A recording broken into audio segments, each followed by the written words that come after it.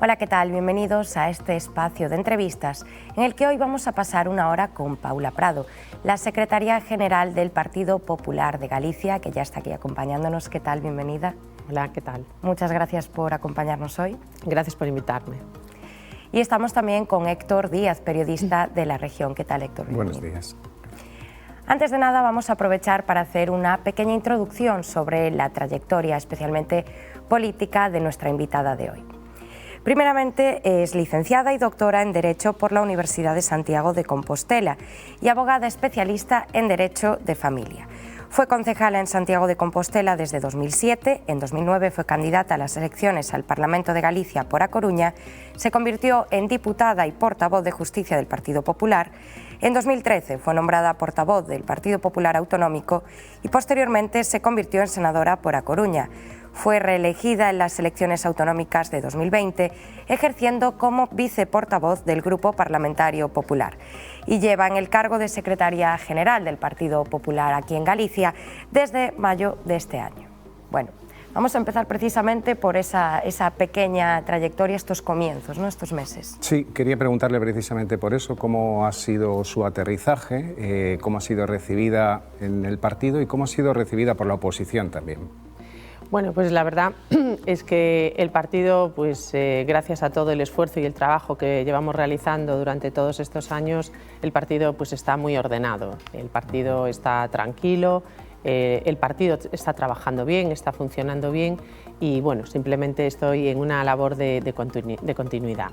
Creo que mis compañeros pues han recibido bien mi nombramiento porque bueno, soy una persona de partido, llevo muchos años ahí, conocía a mucha gente y mucha gente me conocía a mí y creo que eso también me ayudó para bueno, que estén más colaborativos y la gente pues está muy predispuesta a trabajar, a colaborar y a ayudar al partido a nivel autonómico. Sí. ¿Y la oposición? ¿Cómo ha sido ese recibimiento? Bueno, a la oposición le gusta menos, ¿no? Porque es cierto que yo en los debates soy una persona que tengo un debate duro, pero después también lo que es fuera del debate pues mantengo una relación de cordialidad e incluso allí en el Parlamento pues soy capaz de llegar a muchos acuerdos con la oposición y durante estos años, desde el año 2009 que estoy allí, pues hemos conseguido consensos importantes en leyes, en el Pacto Gallego contra la Violencia de Género, en cuestiones de igualdad fundamentalmente y eso bueno, pues también ayuda, pero sí es verdad que bueno, pues que haya una persona que les diga las verdades y que ponga en evidencia sus incoherencias y sus incongruencias, pues no les gusta. Ahí hay un primer tema que es esa comisión de investigación que acaba de solicitar el PSOE sobre los fondos COVID. ¿Tiene recorrido? No tiene ningún recorrido. A ver, el Partido Socialista está actuando a la desesperada, ¿no? Ante una situación de pandemia como la que vivimos desde marzo del 2020, el Gobierno gallego, con el presidente Feijóo al frente, demostró una magnífica capacidad de gestión de la pandemia. Todo el mundo lo ha visto y así lo ha refrendado en las urnas cuando les preguntamos a los gallegos quién quería que volviese a gobernar Galicia y volvieron a decir el Partido Popular y además con un diputado más, ¿no? Esto el Partido Socialista pues no lo soporta y lo que intentan es desprestigiar esa magnífica gestión que se hizo de la pandemia diciendo pues, que hemos gastado mal los fondos o que no se han gastado ciertos fondos. Ellos hablan de que no se han gastado 159 millones de euros y eso es absolutamente falso porque se han gastado 100 millones de euros más de los que nos había dado el Gobierno central. Sucede que ellos están intentando jugar a la confusión porque los fondos que vinieron del Estado venían destinados a la pandemia. Eso no quiere decir que fuesen única y exclusivamente para sanidad, porque la pandemia afectó a otros sectores, pues como fue la educación, que hubo que contratar más profesores, como fue a sectores empresariales que vieron mermadas sus beneficios y mucha gente en el paro y por tanto pues el sector de la hostelería, hubo 3 planes de rescate para la hostelería con cientos de millones y claro, de algún sitio tenían que salir y fundamentalmente salieron de fondos propios. De hecho el Estado los primeros meses ni siquiera mandaba los fondos que a Galicia le correspondían por habitante. Estuvieron mandándonos pues a cuentagotas fondos hasta que finalmente reivindicamos en el Consejo General de Política Fiscal y Financiera, en el Consejo Autonómico, perdón, de Política Fiscal y Financiera, que se cumpliesen los criterios de financiación autonómica. Pero ya antes de eso, pues la Xunta de Galicia, el Gobierno gallego estuvo adelantando dinero. Insisto, se han gastado 100 millones más de lo que vino. Por tanto, yo creo que ahí el Partido Socialista ha metido la pata y creo que seguir insistiendo en ese error no es bueno para ellos, pero tampoco es bueno para Galicia, porque al final estamos poniendo el esfuerzo en cosas que no llevan a ningún lado, cuando yo creo que los ciudadanos lo que quieren es que pongamos todo nuestro esfuerzo y nuestro empeño en resolver los problemas que tienen ahora, que son, bueno, pues la verdad, importantes y sobre todo a nivel económico urgentes. Mencionaba usted ahora precisamente el papel que tuvo Alberto Núñez Feijóo en la gestión de la pandemia, pero sí que es cierto que además de la propia gestión de la pandemia es un hiperlíder del Partido Popular Gallego y ahora tras su marcha entiendo que hay que replantearse un poco pues, la situación en general, ¿no? Hacer frente a ese desafío, pero también formar un proyecto que se diferencie, ¿no?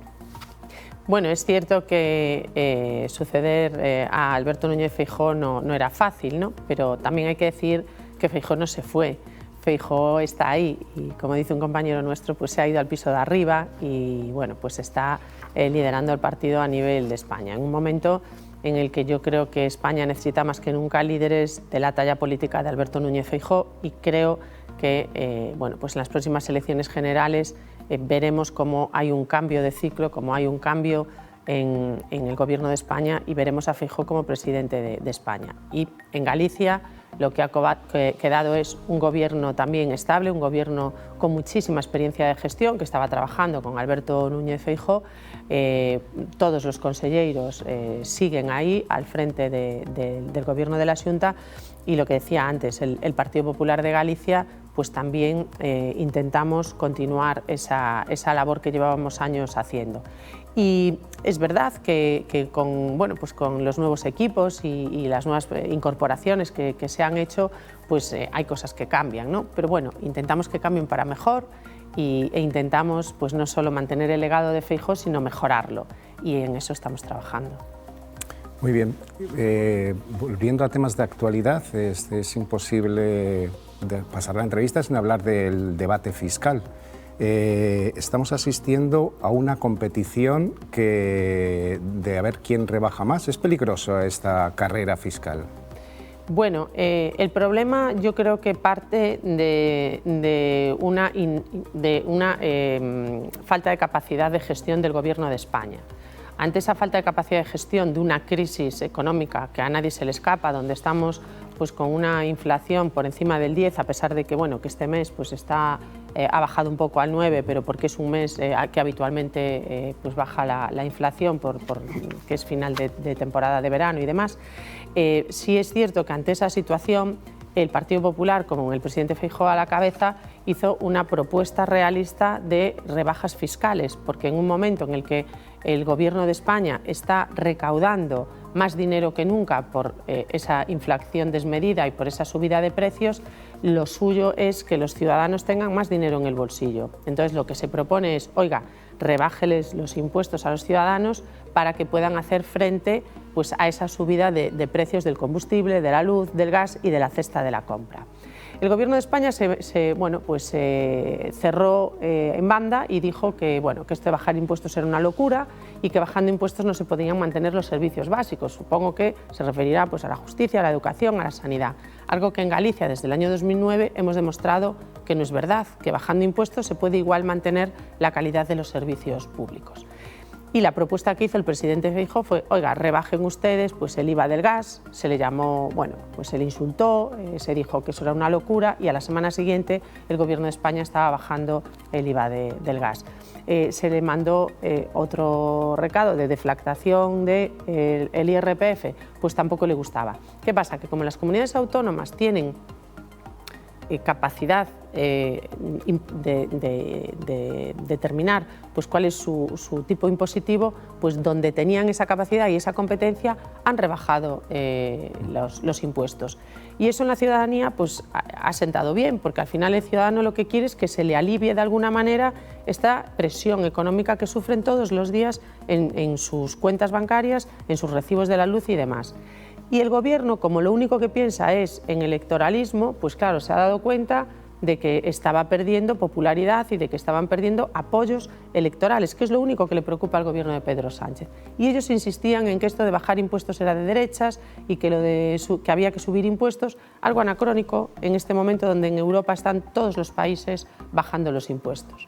Hasta que un presidente autonómico del Partido Socialista, el señor Ximo Puig, ha dicho voy a bajar también los impuestos, porque claro, el señor Ximo Puig tiene elecciones ahora en mayo también, y él veía peligrar la presidencia del gobierno valenciano y ha dicho voy a bajar los impuestos. Entonces se le ha caído todo el discurso al gobierno socialista y ayer tuvieron que hacer esa improvisación en el Consejo de Ministros y así lo ha dicho una ministra, la señora Ione Belarra, ha dicho que hasta hacía 24 horas pues no se estaba hablando de bajar impuestos en el Consejo de Ministros y por tanto, bien, lo que vemos es que no hay una planificación, no hay una programación y no hay un fin concreto económico para el país, ni un proyecto para el país. Lo que vemos es que el Gobierno de España estará desesperada pues gobernando a base de titulares y de improvisaciones, ¿no?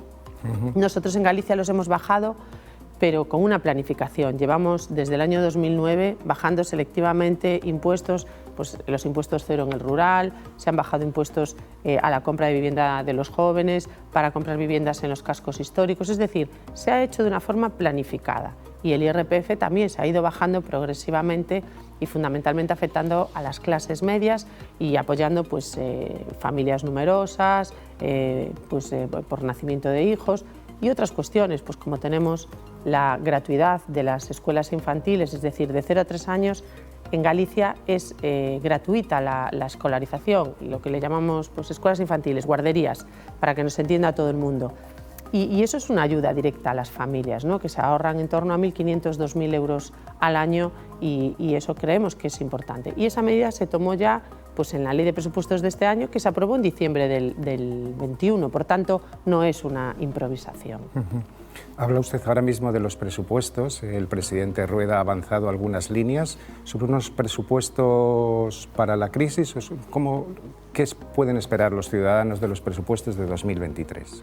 Bueno, pues efectivamente son unos presupuestos pensados en los sectores más afectados por la situación económica acuciante, ¿no?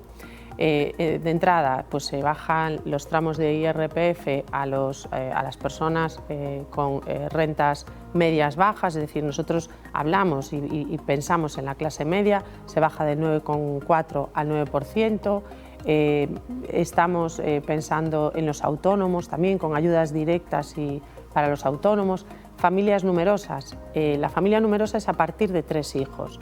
Bueno, pues la desgravación fiscal este año a las familias que tengan 2 hijos ya se les considera como familia numerosa y van a tener una deducción de 250 euros y después por cada hijo a mayores otros 250, es decir, el tercero 250 más, el cuarto otros 250 más. Es decir, estamos intentando que aliviarle a las familias esta situación económica compleja insisto, de subida de la lista de los precios de la lista de la compra, que ahí nosotros no podemos hacer nada, pero donde el gobierno gallego sí tiene competencia, pues ahí sí que incide, ¿no?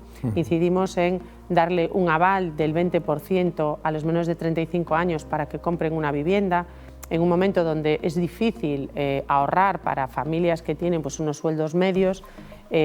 Los bancos todos sabemos que no te dan el 100% de la hipoteca, ¿no?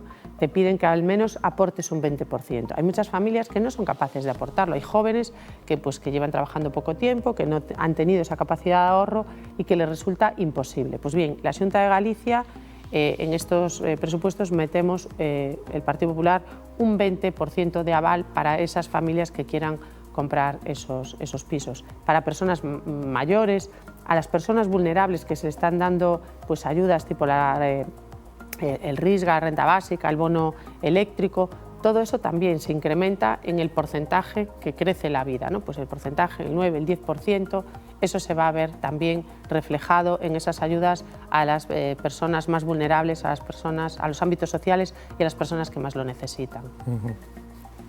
Volviendo un poco al tema de las elecciones municipales, últimamente ha habido numerosos cambios en Ourense. En primer lugar fue esa ruptura del Partido Popular con Democracia Orensana y además se dio a conocer que Manuel Cabezas sería el candidato para la ciudad. ¿Cómo evalúa la situación actual que está atravesando el concello ourensano?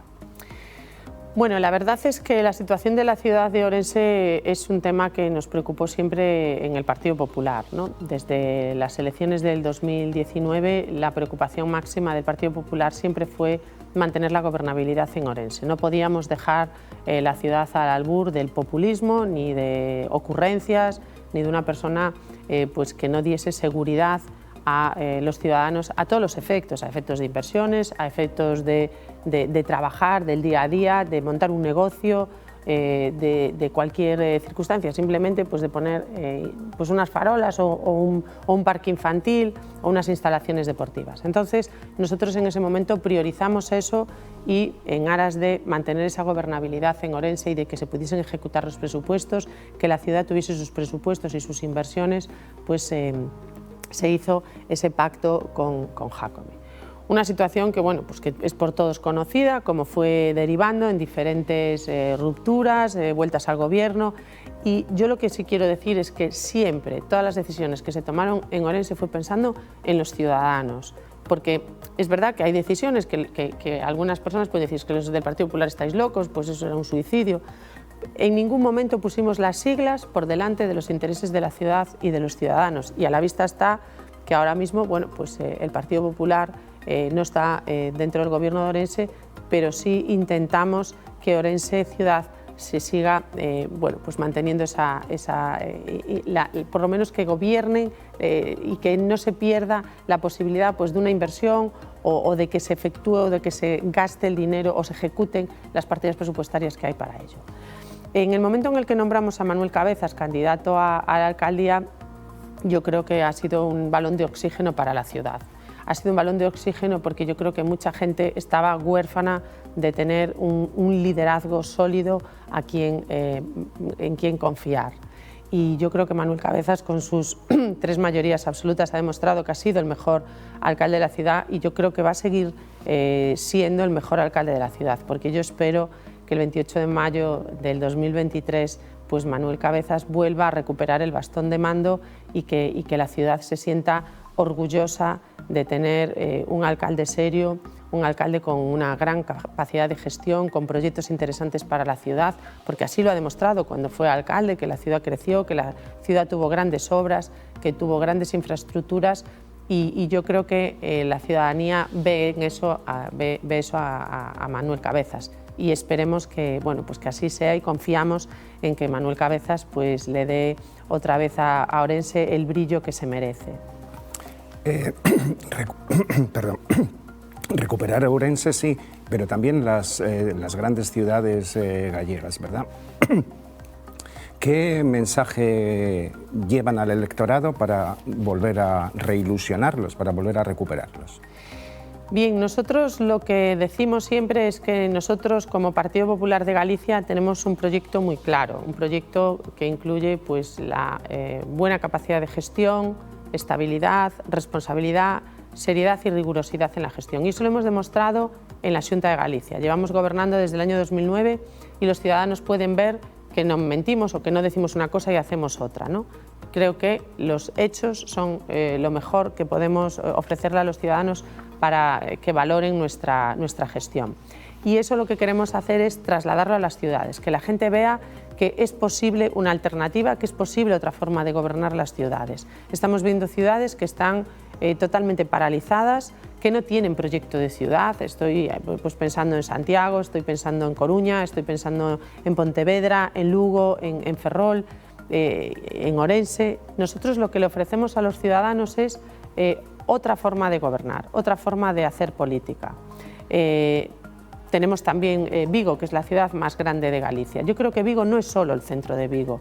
Vigo es algo más. Vigo tiene muchos barrios, Vigo tiene muchos alrededores, parroquias que están totalmente abandonadas. Y yo creo que la gente tiene que saber que Vigo no está solo para ponerle las luces de Navidad en el centro, que hay que llevar el saneamiento a muchos sitios, que el problema del agua es un problema fundamental y que con verborrea y con populismo no se arregla, y todo eso, esa alternativa es la que pretendemos ofrecer a nuestros votantes, ¿no?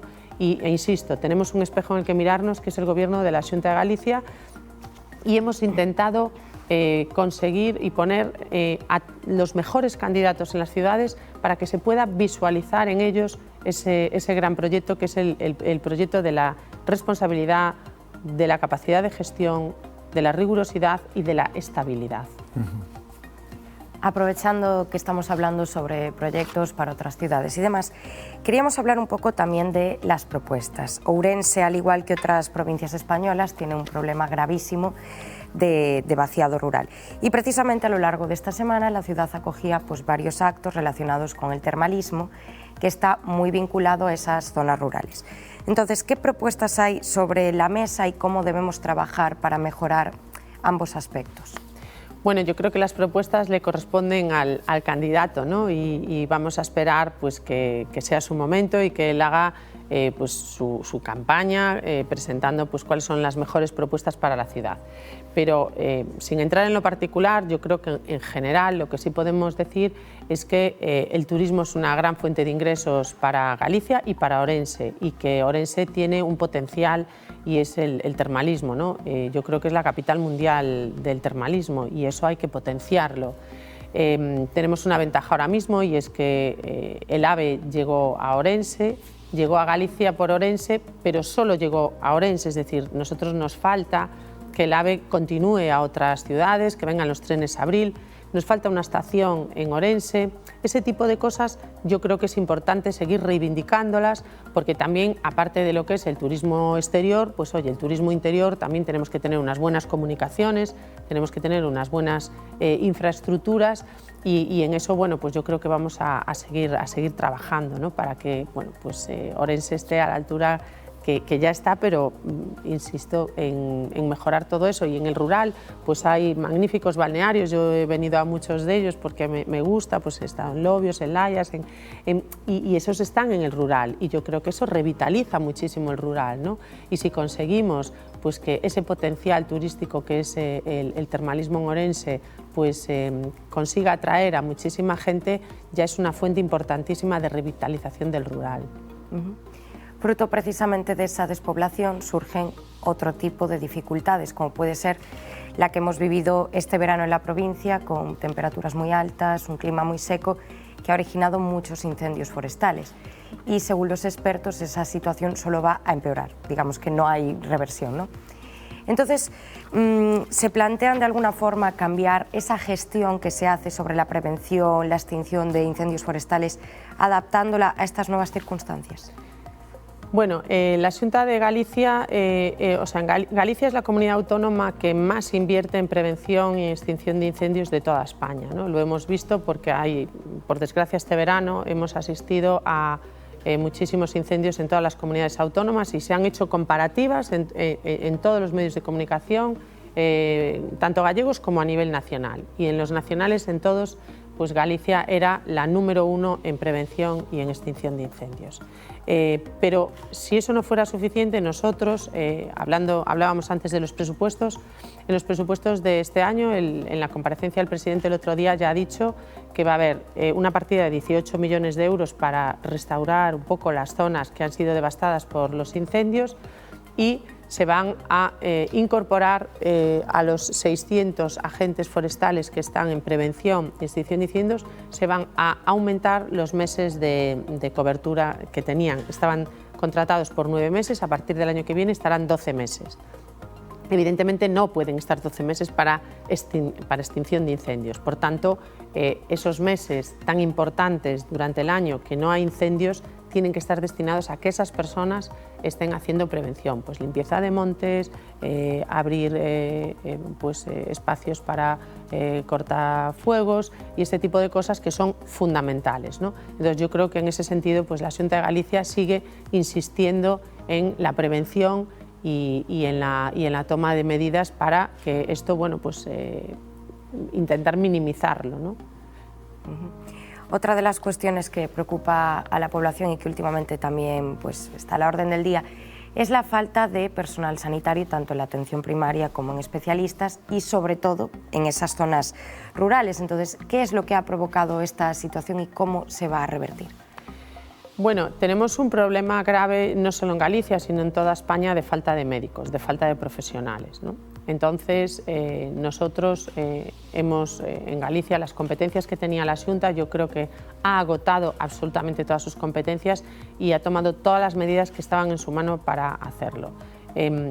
Hemos aprobado en la Ley de Medidas del año pasado, ya en diciembre del 21, una medida que era que se pudiesen incorporar médicos sin hacer ya una oposición para poder incorporarse a esas plazas de difícil cobertura.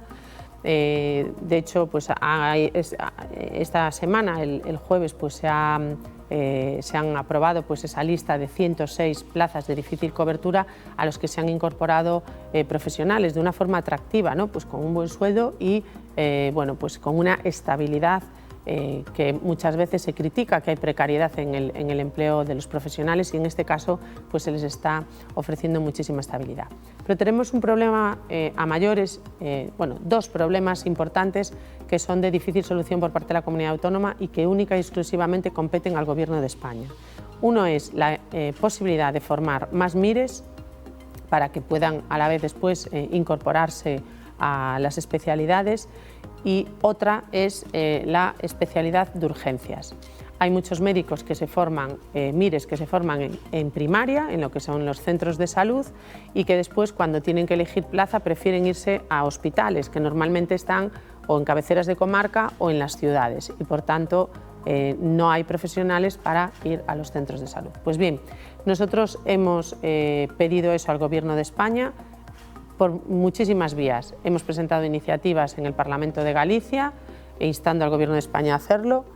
Se han presentado iniciativas en el Congreso. Curiosamente, los que más nos critican, que son el PSOE y el Bloque, en Madrid votan en contra de esto, que yo creo que eso también es importante que la gente lo sepa, ¿no? Porque por un lado están diciendo que no hacemos las cosas, pero por otro ellos tampoco ayudan mucho con su discurso y por lo menos con su apoyo a estas medidas cuando se les pide, ¿no? El presidente de la Xunta se ha reunido con Pedro Sánchez hace 2 meses y esta era una de las reivindicaciones importantes que llevaba entre la lista de peticiones para Galicia, y a día de hoy solo tenemos una respuesta: el silencio.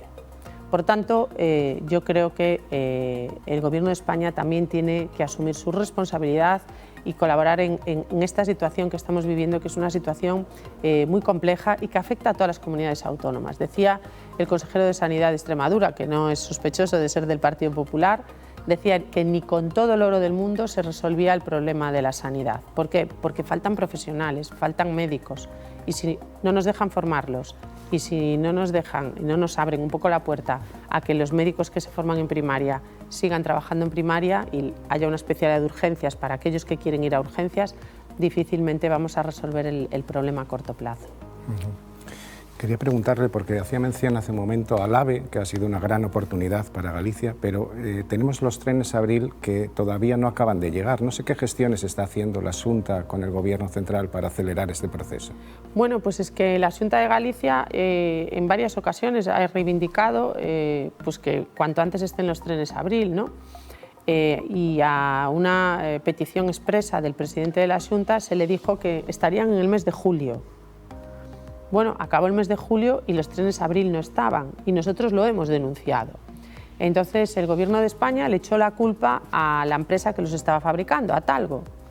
Y Talgo sacó una carta diciendo que no es que ellos no los estuviesen fabricando, sino que el Gobierno de España le había pedido por el medio como varios cambios que habían retrasado la ejecución de ese contrato de los trenes Abril, ¿no? Entonces, yo creo que el Gobierno de España tiene un problema de falta de gestión en general, ¿no? Lo hemos visto, lo comentábamos antes con el tema de los impuestos, lo vemos en este tema de la sanidad, que tampoco son capaces de tomar decisiones para problemas que afectan a todas las comunidades autónomas, y lo vemos en el tema de los trenes Abril, que a nosotros, pues insisto, nos están perjudicando muchísimo. Y el otro día pues vino la señora delegada de Adif a decir que para el 2023, y bueno, después del 23 será el 24, ¿no? Porque aquí cada día nos dan una fecha, pero bueno, insisto, todo en modo electoral. Ellos hacen todo en modo electoral, es decir, simplemente para calmar a la gente que pues, está enfadada porque lo vemos estos días en los trenes, como la gente pues no hay plazas de trenes, no hay plazas para ir a Madrid, no hay plazas para viajar en el interior, se han cambiado los horarios de los trenes y la gente que trabajaba en una ciudad y estaba acostumbrada a ir a una hora determinada en tren a introducir el AVE, pues no han sido capaces ni siquiera de gestionar una modificación de los horarios de los trenes para facilitar esos circuitos internos dentro de la comunidad autónoma, para facilitar simplemente a la gente que va a trabajar y que lo pueda hacer en transporte público, ¿no? Después nos vienen a vender el discurso del ecologismo y que todo lo que hacen es a favor de la transición ecológica y demás. Y es absolutamente falso, porque bueno, el señor Sánchez no hace más que usar el Falcon para ir casi como quien dice al baño y después cuando un ciudadano utiliza el transporte público y evita la emisión de gases a través de la utilización de muchos coches, pues tampoco se lo facilitan, ¿no? Por tanto, creo que esto es un caos, este gobierno es un caos que este país no merece y que a Galicia le está perjudicando especialmente. También continuando con el tema de las infraestructuras, tenemos la A6 ahora mismo bloqueada y tenemos el anuncio de la A52, unas obras también en otro viaducto que van a hacer un cuello de botella en las entradas naturales a Galicia. ¿No podría ser la autopista de la autovía del Barco, la 76, una solución? ¿Cómo podríamos trabajar para conseguir esa conexión, acelerar los plazos? Pues yo creo que lo primero que hay que tener es planificación. Y el problema, como decíamos antes, este gobierno no tiene planificación. En el derrumbe, en la caída de ese viaducto, que ya fue hace 4 meses casi, a día de hoy todavía no sabemos las causas, ¿vale? Una cosa sorprendente, nosotros creemos que el gobierno sí las sabe y no las quiere decir, y eso es muy grave, esa falta de transparencia es muy grave, porque primero, el gobierno de la Xunta tiene derecho a saber qué es lo que ha pasado ahí. Y en segundo lugar, una vez que se supieran esas causas, que insisto, nosotros no conocemos, pero creemos que ellos sí las conocen, lo que habría que adoptar son medidas, no parches, medidas a largo plazo, medidas que resuelvan el problema, ¿no? Y lo que vemos es que el Gobierno de España lo que está es poniendo parches, ¿no? Vemos como ahora han abierto ese trocito, ese tramo que gira, que es así como un giro, pero que los camiones no pueden pasar, muchos no pueden pasar, y a otros ya les están diciendo que cuando haya nieve que tampoco, que tienen que hacer un trayecto más largo con 50 y pico minutos o 50 y pico kilómetros. Es decir, todos son dificultades. La Xunta de Galicia, desde la Consellería, se le están dando ideas, se aportan soluciones, y solo porque vienen del Partido Popular y solo porque vienen de la Xunta de Galicia son automáticamente desestimadas, no quieren ni hablar de ellas, ¿no? Y yo creo que aquí sí que es importante la cogobernanza y aquí es importante que los gobiernos intercambien opiniones, porque ¿quién mejor que nosotros para conocer el territorio? Y como decía, ¿no? Pues la 76 es una de las opciones. Ourense también aspira a ser la Agencia Estatal de Supervisión de la Inteligencia Artificial, pero hay otras ciudades gallegas que también quieren, que se han postulado, que se van a postular próximamente. ¿Cuáles son los criterios que va a aplicar la Xunta para elegir a esa ciudad?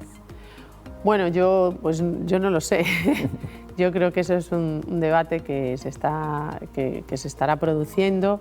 Yo creo que con independencia de la ciudad en la que se instale, que oye, yo estaría encantada que fuese en Ourense, porque creo que tiene un potencial de innovación importante, también en Santiago, porque yo soy de Santiago y también pues en la Universidad de Santiago y tenemos ahí también edificios. Coruña también se propone. Quiero decir que como gallega, pues lo que sí quiero es que sea en Galicia, ¿no? En el momento en el que se ofrece la posibilidad de que sea en Galicia, pues creo que todos tenemos que intentar ayudar a que eso sea una realidad, ¿no?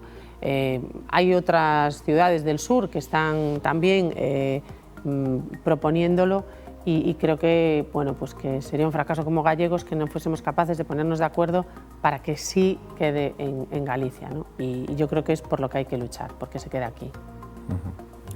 Me gustaría aprovechar también estos últimos minutos que nos quedan de entrevista para que haga una pequeña conclusión y, si lo desea, también enviar un mensaje, ¿no? Hablábamos al principio pues, de esos cambios que se han producido en el Partido Popular, los cambios que se han producido en la ciudad de Ourense, infraestructuras pendientes, bueno, una serie de cuestiones que hemos tratado, pero que a lo mejor pues, no ha quedado claro exactamente cuál es el posicionamiento, la estrategia que van a seguir. Bueno, nosotros lo que llevamos demostrando desde el año 2009 que gobernamos Galicia es que somos un partido de fiar, que le decimos a la gente la verdad. A veces hay momentos donde pues, la verdad no gusta o no es lo que más le gusta a la gente, pero la gente tiene que saber a qué atenerse. Entonces, cuando nosotros vemos que las cosas vienen mal dadas, pues también lo avisamos y lo decimos, ¿no? Y creo que eso fue también una de las fortalezas del gobierno del Partido Popular. Somos de fiar, ofrecemos estabilidad a la comunidad autónoma y ofrecemos tranquilidad. La gente a mí a veces me dice, no, bueno, yo es que estoy súper tranquila, ¿no? Veo que estáis ahí los del PP, que sois gente seria, gente responsable, que hacéis las cosas bien, que pensáis en la ciudadanía y a mí eso me da tranquilidad, ¿no? Y yo creo que eso es lo que tenemos que ofrecer. Y lo que tenemos que reivindicar es pues, estar en la agenda política de las administraciones que tienen que poner a Galicia en el foco, como es el Gobierno de España. Nosotros le tenemos que reivindicar al Gobierno de España que el AVE tiene que llegar a más ciudades, además de Ourense, que también en Ourense hay que hacer esa estación que Ourense se merece. Ourense no se merece tener que llegue el AVE y sin embargo tener una estación del siglo pasado, ¿no? Creo que es importante reivindicar eso. Tenemos que reivindicar que Galicia esté en la autopista ferroviaria de la que fue desplazada. Tenemos que reivindicar todas esas cuestiones que decía antes del ámbito de la sanidad que nos perjudican. Y ahora mismo tenemos una oportunidad importantísima que son los fondos europeos, los fondos Next Generation, que cuando Europa da esos fondos los da para, bueno, pues después de una situación de pandemia, donde hubo una parálisis económica, donde muchos sectores quedaron mermados, y es una oportunidad bueno, pues de revitalizar, de recibir inversiones, de generar actividad económica, de generar puestos de trabajo, y todo eso pues, en Galicia se está esfumando, es decir, en Galicia no están llegando los fondos europeos. Hemos visto cómo España es el país de Europa que menos dinero tiene ejecutado de los fondos europeos, y el temor es perderlos. Y claro, si lo perdemos, perderemos una oportunidad histórica para poder tener inversiones importantísimas en Galicia, pues con fábricas como Altri de fibras textiles, como Stellantis en Vigo para el tema de motor. Es decir, estamos con proyectos muy potentes que se le han presentado, pues el PERTE cultural para las industrias del audiovisual, de la cultura. Tenemos muchísimos proyectos muy interesantes, muy importantes, muy serios, muy trabajados, que se han presentado al Gobierno de España, pero que a día de hoy pues, seguimos sin saber nada, y creo que es importante que sigamos peleando por eso, ¿no? Muy bien. Y finalmente, y evitando un poco las comparaciones, ¿no?, y etapas anteriores, ¿cuál es el valor añadido de Paula Prado como secretaria general del Partido Popular de Galicia o de Alfonso Rueda como presidente de la Xunta? Bueno, el mío lo tendrán que decir mis compañeros, porque yo lo que intento es trabajar mucho, estar a disposición de todos, ayudar en todo lo que las agrupaciones locales necesitan y bueno, llegar hasta donde puedo llegar, poniendo, pues ya digo, todo mi empeño, mi trabajo y las horas del día a disposición del partido y de los compañeros del partido. Y Alfonso Rueda, pues lo que aporta es una experiencia desde el año 2009 en el Gobierno de la Xunta, y antes también estuvo en la Dirección Xeral de Administración Local en la época de Fraga, como vicepresidente de la Xunta con Alberto Núñez Feijóo. Pues yo creo que ha hecho un magnífico papel en el ámbito de las emergencias, en el ámbito de la justicia, en el ámbito de la administración local. Y todo eso, todo ese bagaje, toda esa experiencia la aporta ahora como presidente de la Xunta, ¿no? Y lo que decimos, pues el estilo Rueda, ¿no? Pues es un estilo de cercanía, la gente lo valora pues como una persona muy cercana, como una persona muy afable, pero al mismo tiempo sin dejar de ser una persona con capacidad de gestión, con una buena capacidad de gestión, y que bueno, pues lleva muy bien el timón del Gobierno de la Xunta de Galicia, de la administración autonómica, que es fundamental, de las cuentas, y yo creo que estos que son sus primeros presupuestos veremos cómo efectivamente la política no es política si no tiene cifras, y yo creo que estas cifras serán las cifras de la política de Alfonso Rueda como presidente de la Xunta, y yo creo que bueno, pues, demostrará ahí que es un presidente a la altura de Galicia. Muy bien, pues nada más por mi parte. No sé si querrías añadir algo, Paula, es el momento antes de despedirnos. Habla ahora o calle para siempre. No, bueno, quiero agradeceros pues la entrevista. Bueno, pues la verdad es que estar en Orense para mí es un honor, es una ciudad muy bonita, su gente es muy acogedora y bueno, venir a Orense siempre es un placer y nada, os agradezco mucho la acogida y que hayáis contado conmigo para poder hacerme esta entrevista. No, muchas gracias por asistir y por darnos la oportunidad pues, de tener una charla tan interesante, y gracias también a Héctor por acompañarnos en un día como hoy. Muy bien, gracias a vosotros. Y muchas gracias a ustedes, por supuesto, por estar con nosotros un día más, y nos vemos en la siguiente ocasión.